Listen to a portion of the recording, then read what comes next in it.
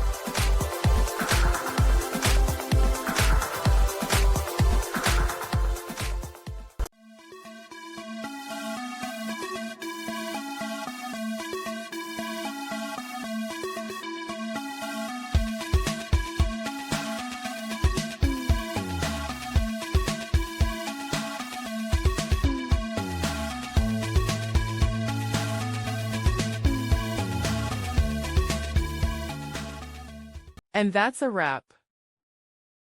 I hope you found the answer you were looking for. If you did, take a second to hit that subscribe button. It really helps out.